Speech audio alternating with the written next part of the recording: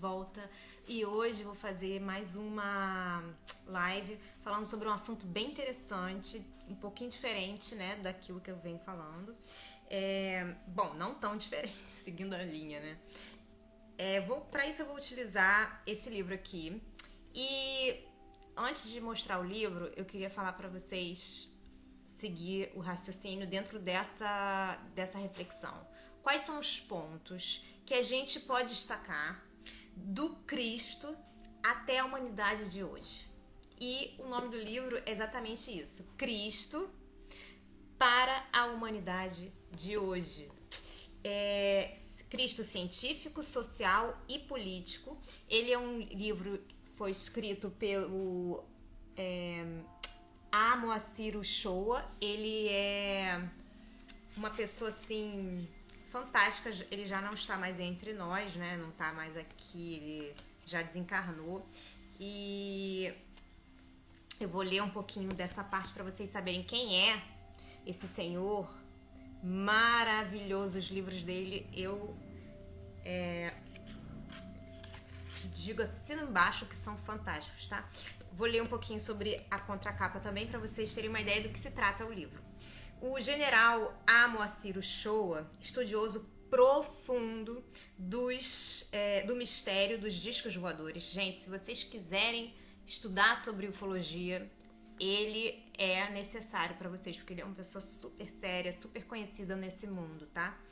Como da mensagem do ensino teosófico, que procura sempre divulgar em termos também científicos, chega agora ao seu quarto livro. Então esse é o quarto livro do Moacir, propondo uma nova visão de Cristo para o homem contemporâneo, dentro de um contexto social e político, com implicações, todavia, no âmbito da ciência e da religião. Ele apresenta, na verdade, uma versão original de Cristo em temas próprios, a tônica de preocupações científicas do homem de hoje e a sua necessidade de melhor situar-se em face da própria vida. É um livro muito legal. E aqui nessa partezinha diz o seguinte: este é um livro que dá ao leitor a chance de conhecer e ver o Cristo, mas vê-lo e conhecê-lo com os olhos e a mente de hoje. Pois é, de todos nós que encaramos, por exemplo, a ida dos terráqueos à Lua como coisa rotineira e que convivemos com os espetaculares avanços da ciência moderna e das ciências recriadas ou inovadas, a exemplo da informática, eletrônica, de microcircuitos, cibernética, astronáutica, biônica, cirurgia de transplantes e de raio laser e tantas outras. Daí a bipolaridade do título, o confronto Cristo e humanidade de hoje. Escritos num estilo límpido e sem afetação, em que o calor comunicativo da simplicidade não briga com o tratamento científico e filosófico rigorosos e profundos da manipulação dos conceitos e fatos. Os capítulos sucessivos deslizam agradavelmente, povoando de surpresas e imagens originalíssimas o intelecto, mas também a intuição do leitor. E aqui continua. E nos preparam para a grande descoberta, a revelação de um novo Cristo. Aqui não se apresenta o Cristo humilhado ante o flagelo, os julgamentos e a crucificação, que a isso tudo quis submeter-se para que a humanidade, aperfeiçoando-se, ganhasse maiores benesses e altivez espiritual. Hoje, ensina-nos o autor, Cristo continua a ser história, Cristo continua a ser mística, mas, acima de tudo, Cristo é cósmico. Com essa visão do Redentor, depois de nos mostrar em cândidas, mas longe de serem inseguras pinceladas, o Cristo jovem, adolescente, de quem pouco ou nada se sabe, depois de enfocar e trazer ao proscênio, para revitalizá-la, a figura do Cristo místico, o ícone mais venerado no mundo todo, analisando precipuamente os multifários aspectos da essencialidade divina no homem, a presença de Cristo no coração humano. O autor nos leva pela mão até diante do do novo Cristo, o Cristo cósmico, o Cristo potência criadora, o Cristo que promove a manifestação universal. Tudo nessa obra resume novidade, originalidade e aquela mescla fascinante de misticismo, inspiração, metapsíquica, cientificismo e cultura. E o renome e a fecundidade intelectual e o cabedal de experiência do autor constituem garantia insuperável de que o leitor retornará muitas vezes ao manuseio deste livro para recapturar os prazeres e acrescer ao proveito de sua primeira leitura. Professor João Batista Ponte. Bom, gente, então eu vou começar a falar no capítulo 13 do Cristo para a humanidade de hoje. E aí o Moacir, ele fala assim, o esplendor de luz na vida de Jesus de Nazaré mais se intensifica na medida em que a experiência humana vem adquirindo a certeza de que foi exatamente a subversão da sua doutrina a causa de encher-se a humanidade de hoje de sombras, aflições e sofrimentos. Na sua clarividente visão pré-cognitiva, Jesus já percebera os desequilíbrios futuros da ação humana, sempre conduzida por paixões densas, culminantes em irrefreável instinto de mando, de poder egocêntrico no homem em si e no impulso de dominação, não controlado por parte da nação ou do Estado. E foi por isso que ele, verdadeiro missionário junto à humanidade na infância, prometeu a volta um dia do Espírito da Verdade, que restabeleceria todas as coisas e ensinaria outras tantas que não puderam ser ensinadas naquele tempo. E ainda, nesse futuro, esse Espírito da Verdade permaneceria com a humanidade até a consumação dos séculos, diríamos hoje dos ciclos. Porém, sem que o homem ouvisse ou conhecesse. Devemos deixar bem claro que a natureza desse livro não permitirá qualquer desenvolvimento histórico em que o leitor possa acompanhar, referente à mensagem cristã, com minúcia as sucessivas fases que foi vivendo através dos séculos.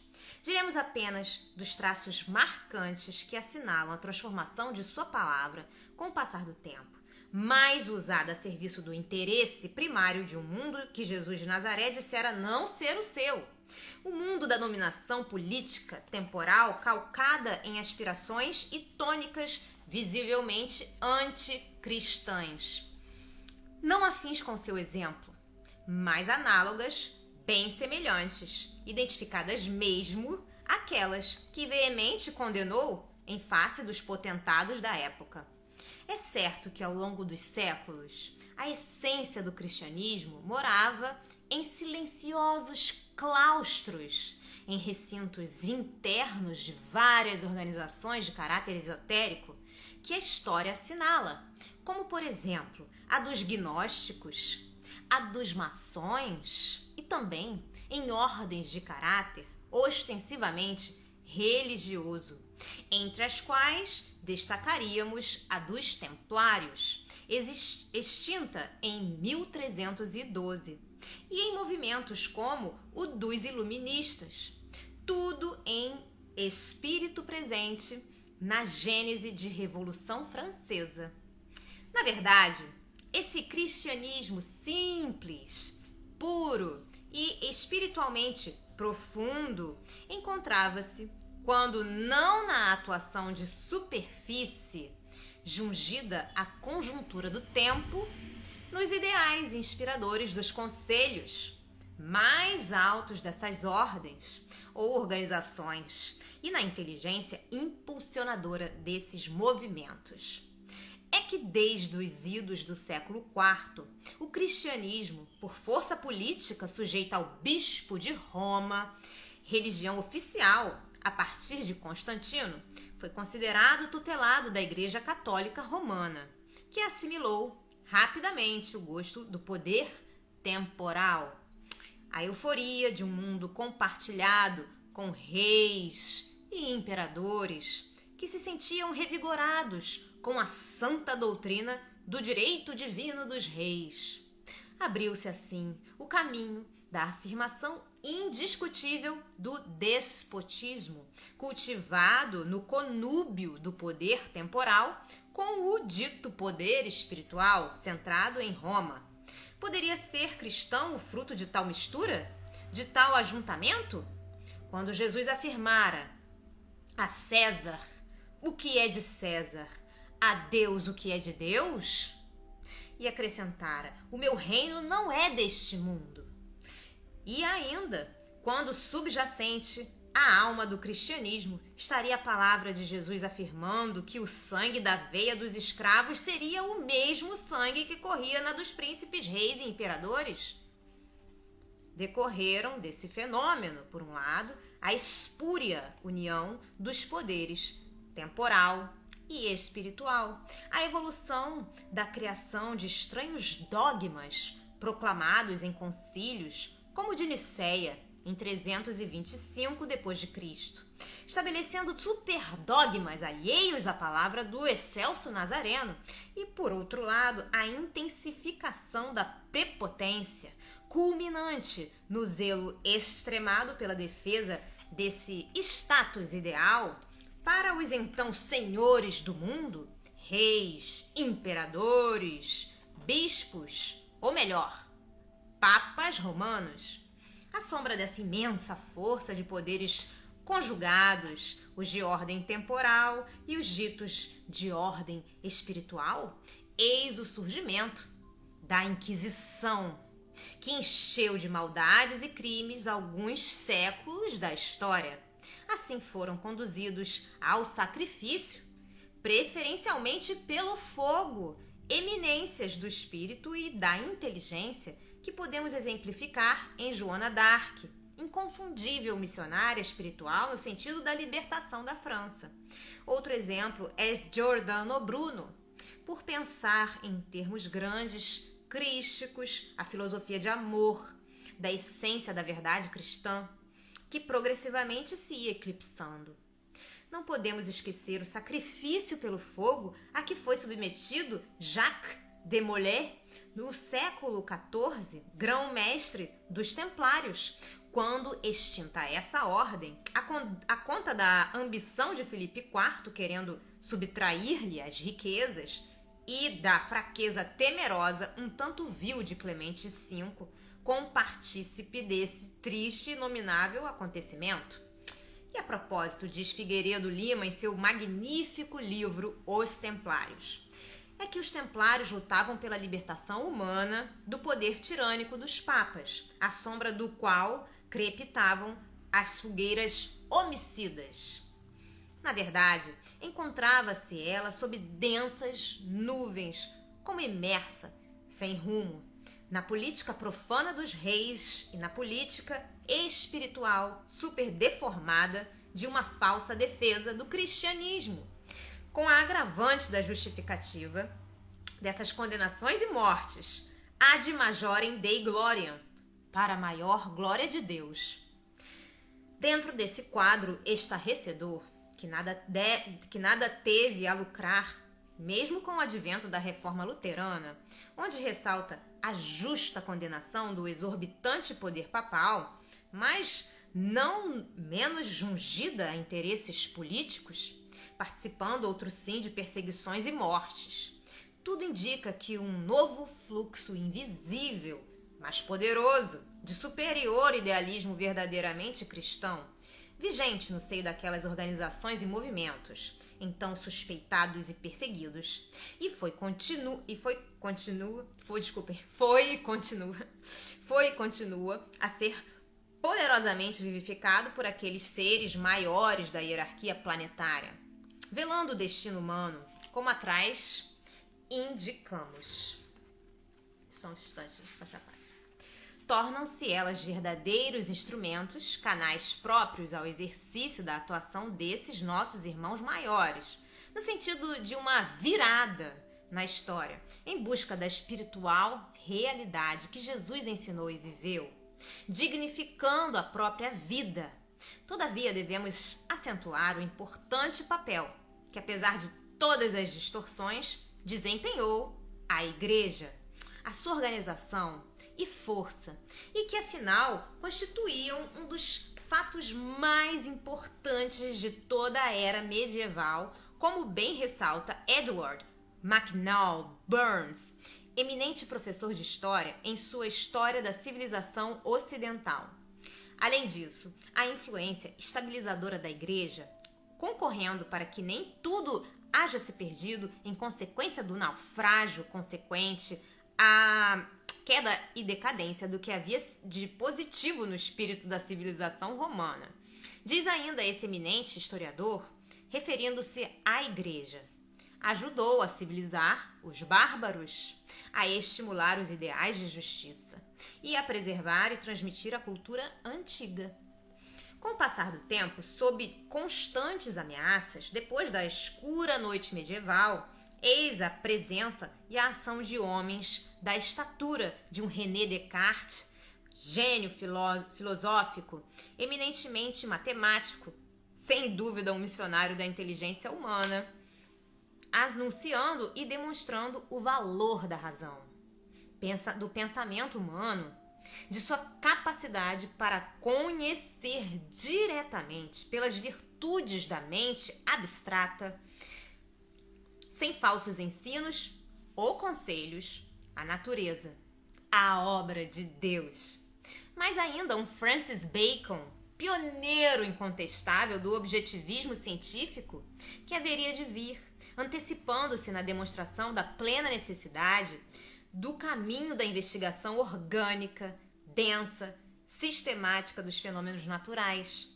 Daí induzir-se-ia a lei, isto é, a expressão condensada das relações de causas e efeitos sucessivos, ou ações e reações operantes na coexistência dos próprios fenômenos, ocorrentes em meio às energias, coisas e seres da manifestação universal. Também, por esse tempo, à altura do século XVI, encontramos a extraordinária antecipação dos novos tempos. Na imensa altura de inteligência de um Michel Montaigne, que já afirmava não se poder alcançar Deus pelo conhecimento, acrescentando que as conclusões da razão são às vezes falazes e que os sentidos enganam. Assim é que ensinava Montaigne. Quanto mais depressa se convencerem de que não há certeza de nada, mais oportunidades terão de escapar à tirania que nasce da superstição e do fanatismo.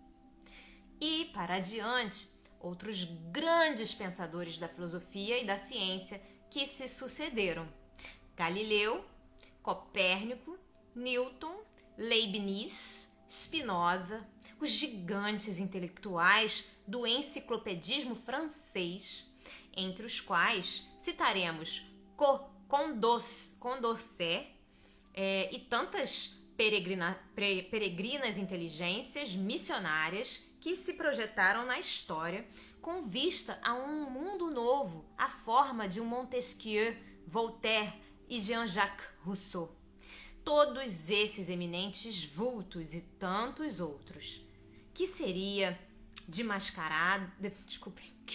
demasiado enumerar, no silêncio de suas inteligências de escola e em sábia atuação, trabalhavam, até sem disso se conscientizarem, paralelamente de forma paradoxalmente convergente segundo o mesmo ideal. Em verdade, somaram-se aquelas instituições que mencionamos, eminente e intrinsecamente cristãs, e passaram todos a operar e agir no sentido político das transformações necessárias. Daí, com a preparação e o advento da Revolução Francesa, apesar das misérias perpetradas, do excesso de sangue derramado pela guilhotina impiedosa, a serviço da insensatez e da paixão, o afirmar-se para a posteridade o princípio da nobreza do homem em si. Então, o vemos dignificado para a evidência da coragem e da decisão de viver a lei, ser livre, reconhecendo o direito de cada um à liberdade, ser fraterno, sem cuidar de títulos nobiliárquicos, de falsas e de enganosas origens. Afinal, um dia do futuro, irmãos, vivendo a palavra do Filho do Homem. Voltando ainda um pouco atrás, à escura noite, e mesmo depois durante as tintas indefinidas do pálido amanhecer, é de espantar ver-se o que se passou de abominável, à sombra de subterfúgios enganadores e negadores da palavra de Jesus. Referimos aos dogmas alçados, às determinações divinas e bulas papais condenatórias e decisões de reis, imperadores e príncipes, plenas de desamor, como se um poder diabólico animasse sempre a alma de certas realezas vestidas de religião e púrpura, porém densas de ignorância e de maldades. E isso à sombra do legado de chefia de Pedro, o bondoso pescador da Galileia, vívida expressão do espírito cristão e de tolerância e amor, compreensão e nobreza. Deixemos, porém, a visão desse negro passado e vejamos as tintas de luz que à época começaram a clarear o futuro. A Revolução Francesa viria e ficaria como ficou, não há dúvida, na história, como uma estranha consagração coletiva do que se sabe vigorar como necessárias, duras experiências na senda da realização espiritual, a lei do sacrifício.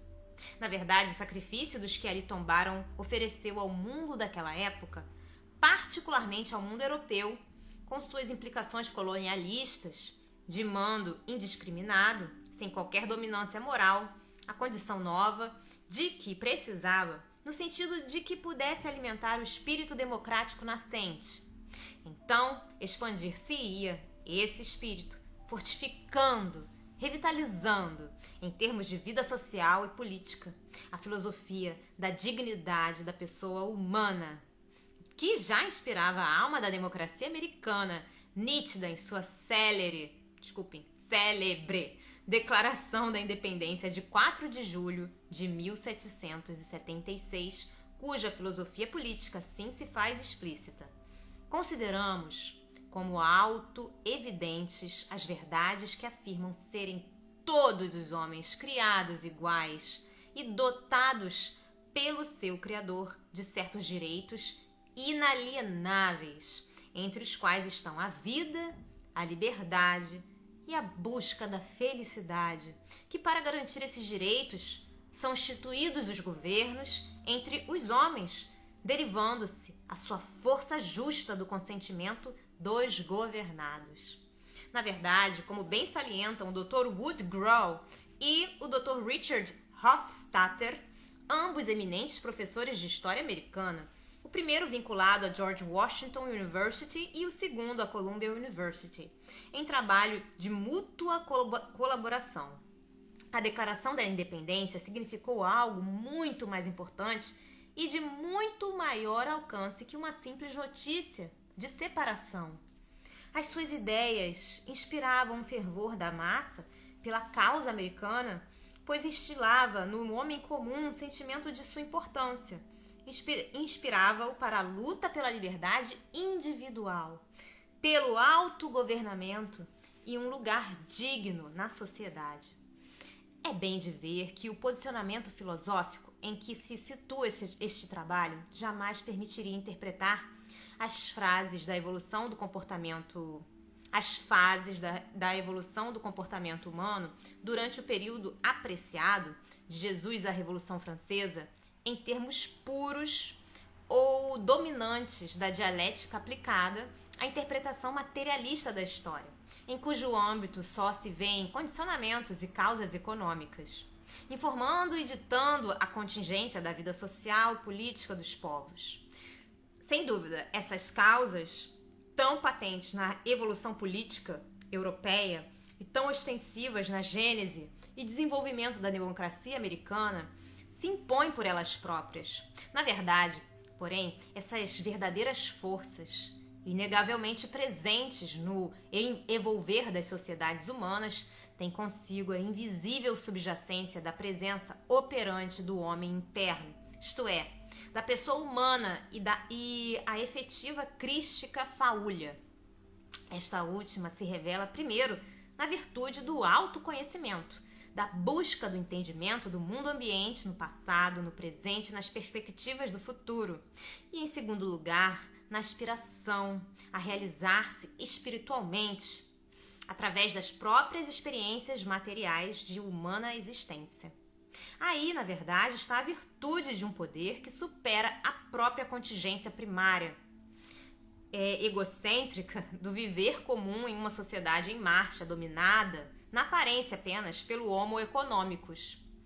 E essa virtude ou capacidade humana, além de atuar silenciosa e anonimamente como uma imperativa corrente de aspirações interiores, exteriorizou-se brilhantemente em límpidas inteligências filosóficas e científicas que traçaram rumos ao sentimento e ao pensamento humanos ao longo do período histórico que estamos referindo, aquele que se encerra nos primórdios do século XIX. Aos luminares da inteligência, a inteligência já apontados, cultores da razão, que agora disputava lugar e luz, destronando crenças religiosas que vinham alimentando as almas e milhões de criaturas humanas, não poderemos deixar de acrescentar Immanuel Kant, o invulgar, inexcedível gênio da filosofia, cujo pensamento se tornou ainda dominante durante todo o século XIX. É que ele se ateve, na atitude de sua extraordinária capacidade de pensar com exatidão, mesmo dentro dos padrões da lógica clássica, à crítica da própria razão. Aconteceu que esta, destruindo a fé, seria necessário que também fosse analisada nos méritos, no seu intrínseco valor, como bem diz Will Durant em sua História da Filosofia. A fé e a esperança religiosas, proclamadas do alto dos 100.000 campanários que se erguiam em toda a Europa, achavam-se tão profundamente enraizados nas instituições sociais e nos corações dos homens que não lhes seria possível submeterem-se de pronto ao veredictum hostil da razão. Inevitável era que essa fé e essa esperança, assim condenadas, pusessem em dúvida a competência do juiz e reclamassem, além do exame da religião, o exame da razão também. Que era essa inteligência que se propunha a destruir com um silogismo as crenças há milhares de anos e de milhões de homens. Era ela infalível? Ou era órgão humano semelhante aos demais, com estritos limites assinalados à sua função, ao poder? Tal, afinal, veio ser o eminente papel de Kant no âmbito da filosofia, qual o da crítica da razão, magistralmente tratada em suas obras Crítica da Razão Prática e Crítica da Razão Pura, culminando em um status filosófico de extraordinária grandeza, de tanta indiscutível influência, dominante mesmo no século passado, como já assinalamos. A par dessa extraordinária especulação no campo do espírito, alimentada pelas filosofias de Locke, Berkeley e Hume, que, de certa forma, como que ofereceram o campo para o exercício da genialidade de Kant, eis que se preparava, de outro lado, o importante advento da Revolução Industrial, com uma evolução afirmativa ao longo do século XIX, criando-se problemas sociais marcantes, cheios de contradições. É que o espírito de lucro e a exploração do trabalho assalariado flagrantemente se chocavam com aquelas aspirações à vivência cristã que ainda dominavam, a seu modo, segundo as próprias crenças, a ambiência familiar, social e política do mundo daquele tempo. Sobrevieram, então, no campo do pensamento, Augusto Comte, Hegel e Marx, cada um ao modo dos seus extraordinários gênios, dizendo dos problemas do homem e do seu destino, resultando, afinal, que com Charles Darwin e seus seguidores, Haeckel, Claude Bernard e tantos outros, o século XIX se afirmasse em consequência do avanço da ciência, em tônica decisivamente materialista.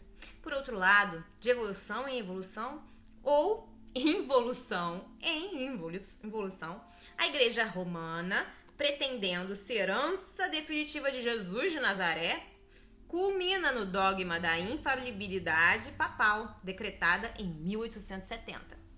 E sem, evidentemente, renunciar ao privilégio da salvação das almas. Tudo isso de um lado. Do outro lado, a ciência. Assim, religião e ciência se defrontavam, o que limitava em muito as vistas do espírito humano.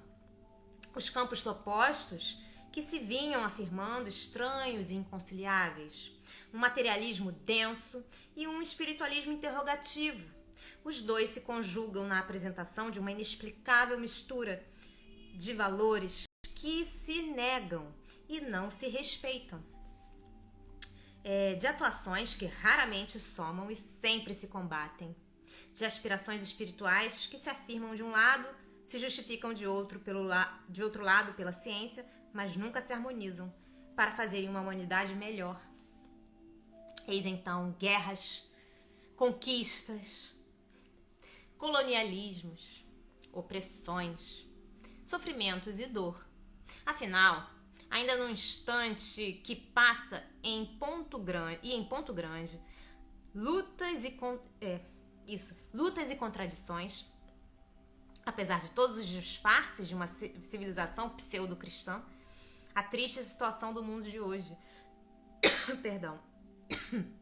É para esse mundo atual que vamos falar sobre o Senhor Cristo, nos termos do propósito deste pequeno livro, segundo as afirmações e perspectivas que se irão apresentando no decorrer desta segunda e última parte do trabalho que nos traçamos.